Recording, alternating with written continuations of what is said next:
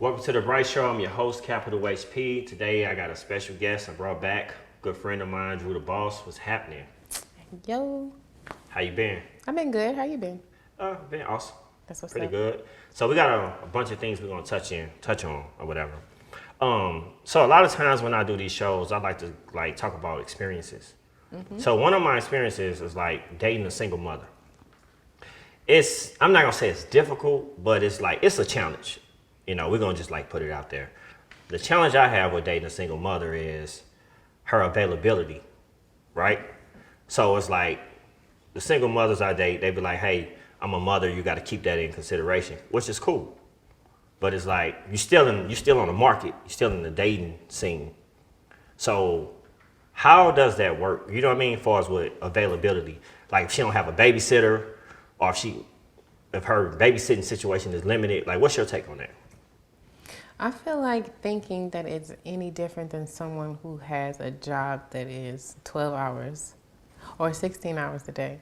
Somebody who has a job that's 12 hours a day, they have limited availability, right? So if this mother is working 8 hours, and then 4 hours after work, she has to spend cooking dinner, getting her kids ready for bed, and then she can talk to you on the phone. What's the difference between someone who has a 12-hour workday? This is a difference because hours and children is different.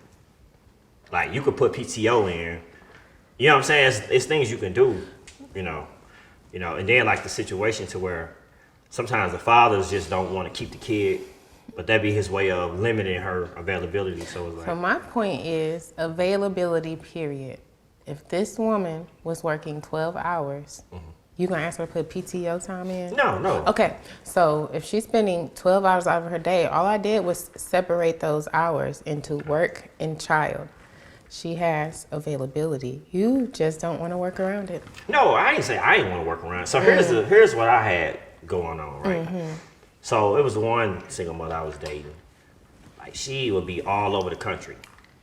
You know what I'm saying? Okay. So she asked me to hang out somewhere. I'm gonna set something up, and she'd be like, "Well, let me know the time because I got to make sure I got to get back to my sitter in time." It's like, okay, so my time not limited. You get what I'm saying? Kind of. So is it a priority thing? Does it matter how much of a priority the guy is to where how she control her time and how it's limited? I wouldn't even say that because even if that man was a priority in her life, to a certain extent, the children would have to have their own time too. Facts. Right? Right. So again, it brings me to that 12-hour day. If all she has is those few hours after her 12-hour work day, you shouldn't feel any different. No, not at all. And again, it's not like a complaint. But needing to know an exact time when something starts or ends is normal. Yeah, it is. But here's the thing. How do you, I'm trying to see, how do you have all this availability to do other things? But it's I don't know, this is just the problem I've been having. You be all over the country, then it's okay, when you want to link up with me, it's oh, I got to be back by this time. It's okay, what if I don't want to be back by that time? My time is not limited. And you understand what I'm saying? I understand, and it kind of sounds like you're saying a priority thing, but that brings me to a conversation we had off camera about dating and courting.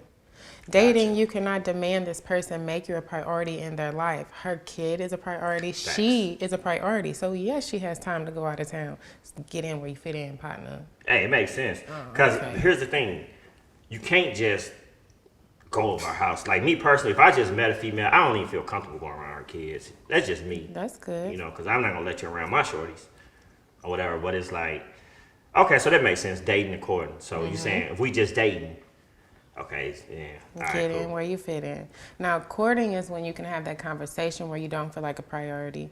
And y'all can set time aside. So now I have to tell you my work schedule and let you know, my routine with the kids after my work schedule. And then where can I fit you in at? Even if it's something like every other weekend or we have a getaway somewhere since you're not around the kids yet. But again, dating versus courting, if you're courting, you're in a relationship, it's a serious relationship, you would be able to be around those kids.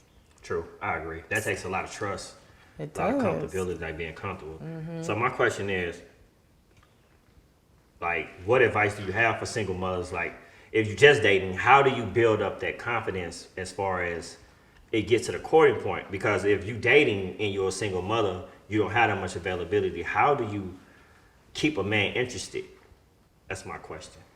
Well, that's the thing. It's not our responsibility to keep a man interested. Either Why you not? like us or you don't. And so our availability should not determine whether you want to spend time with us or not. Okay. So you saying it's not a woman's responsibility to keep a man interested? No. So is it our responsibility to keep you interested? No.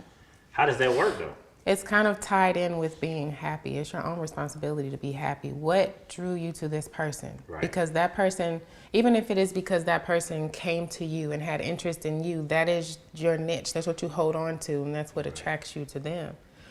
But then it's still on you. What interests you into this person for you to always go back to that? And that kind of helps with the whole cheating thing we talked about last time a little bit. Yeah, What spiked your interest in this person is not their responsibility. They're just being themselves. They're not here to entertain you. They kind of said it like a gesture. Hold on, wait a Keep minute. their interest. But I mean, still, if you want things to grow, it takes effort though. You can't just Oh, like. effort and keeping interest is totally different. But that's how you keep a person interested though, is by showing effort, right? And that's different. Yes. Okay. I guess we agree to disagree on Okay. that. Yeah. I think we just saying it different. You think so? Yeah. No, I think we agree and disagree.